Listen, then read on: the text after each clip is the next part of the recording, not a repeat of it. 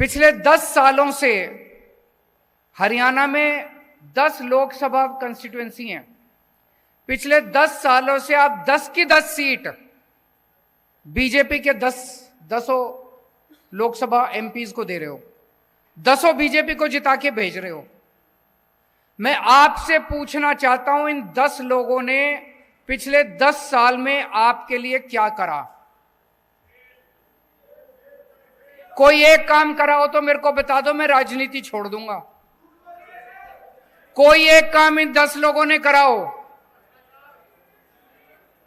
कोई काम नहीं करा इन लोगों ने, 10 के 10 ने। ये आपके लोकसभा, आपके एमपी नहीं है, ये बीजेपी के एमपी हैं। ये आपके लिए काम नहीं करते, ये बीजेपी के गुलाम हैं। बीजेपी कहती है उठ तो उठते हैं, बीजेपी कहती है बैठ तो बैठते हैं। आपके ऊपर इतनी मुसीबतें आई 10 साल के अंदर, कहां थे ये लोग? हमारी हरियाणा की पहलवान बेटियां, उनके ऊपर अत्याचार किए गए, उनके साथ गलत काम किया गया, उनके साथ छेड़छाड़ की गई। जब वो धरना प्रदर्शन करने के लिए दिल्ली गई तो उनको लाठियों से पीटा गया। मैं गया था उनके पास जंतर मंतर पे उनका साथ देने के लिए।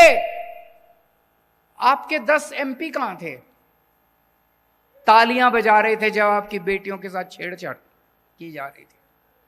घर में बैठ के पार्टी कर रहे थे, तालियां बजा रहे थे जब आपकी बेटियों को छेड़ा जा रहा था। अभी जब आप किसान, हरियाणा के, पंजाब के किसान दिल्ली जाना चाहते थे, बॉर्डर के ऊपर उनको रोक लिया गया।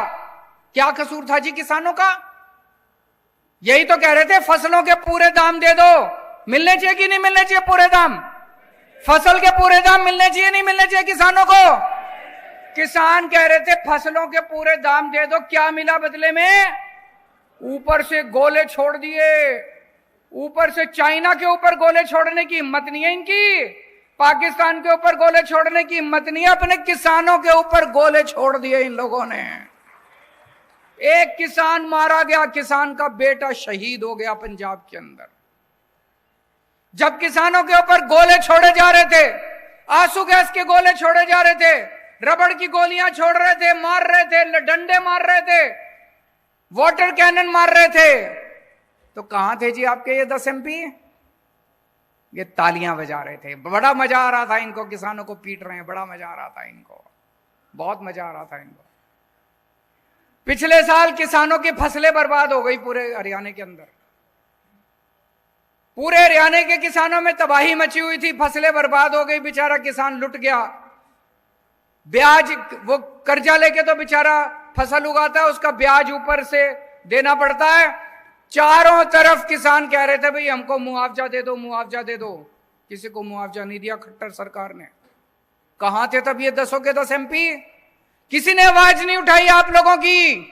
जब बेरोजगार युवकों को पुलिस वाले दौड़ा दौड़ा के पीट रहे थे, डंडे मार रहे थे, बेरोजगार युवा नौकरी मांग रहे थे सड़कों के ऊपर, कहां थे आपके 10 के 10 एमपी? तालियां बजा रहे थे बेरोजगारी पे, आपकी बेरोजगारी का मजाक उड़ा रहे थे। और हद तो तब हो गई जब आपके बेरोजगार बच्चों को यूक्रेन भेज दिया खट्टर सरकार ने युद्ध के अंदर मरने के लिए। मेरे को तो रोना आ गया। अगर कहीं युद्ध हो जाए तो सारी दुनिया के देश अपने नागरिकों को वहां से निकालते हैं।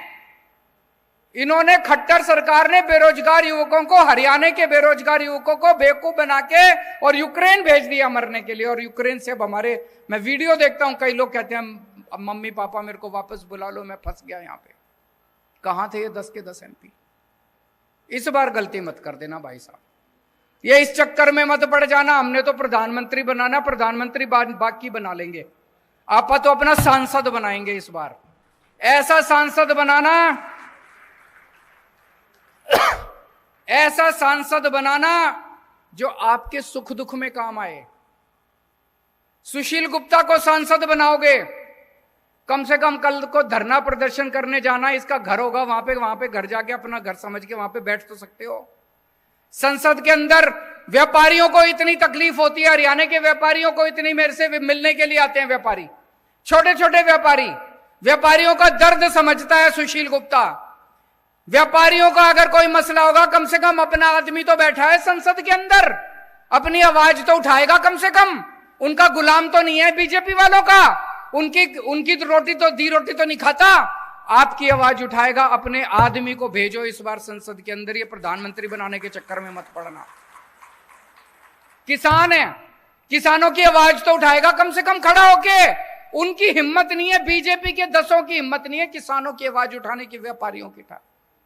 व्यापारियों को अपना आदमी चुन के भेजना है, किसानों को अपना आदमी चुन के भेजना है जो आपकी आवाज उठाएगा। ये सारे के सारे बीजेपी के हैं, ये कभी आपकी आवाज नहीं बन सकते।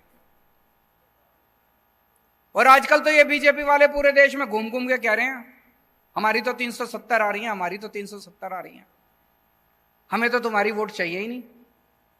खुलेआम कह रहे हैं हमें तो तुम्हारी वोट चाहिए ही नहीं, घर बैठो, हमारी तो 370 आ रही है, हमारी तो फिर क्यों दे रहे हो वोट?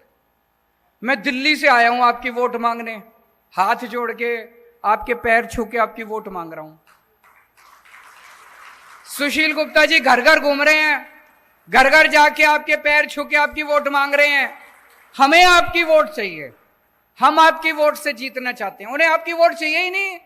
वो तो कह रहे हैं 370 आ रही है, जो 370 आ रही है तो तुम हमको वोट दे दो यार, वो तो अपनी पता नहीं कहां से लाएंगे, जहां से भी लाएंगे। उनको 370 आ रही है, उनको जाने दो। और आज पूरे देश के अंदर 2 किस्म के लोग हैं। हर आदमी या तो ये है या ये है, या तो देशभक्त है और या अंधभक्त है।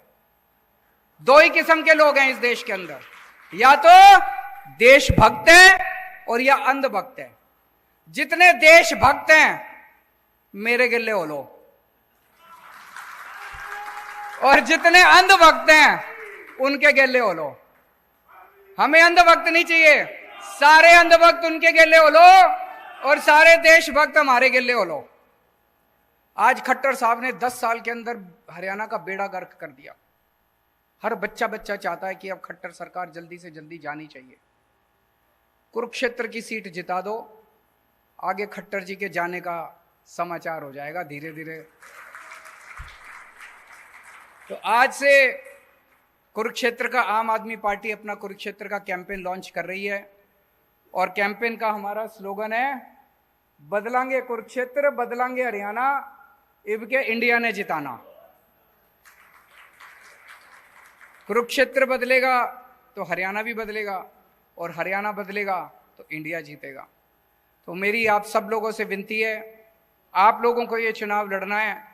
सुशील जी आपके यहाँ पे पड़ोस में ही रहते हैं, ये श्यामलो कला गांव है ना एक, पता है आपको? श्यामलो कला गांव है जींद में, आधे घंटे का रास्ता है यहाँ से। तो यहीं का रहने वाला है, आपके बीच का आदमी है।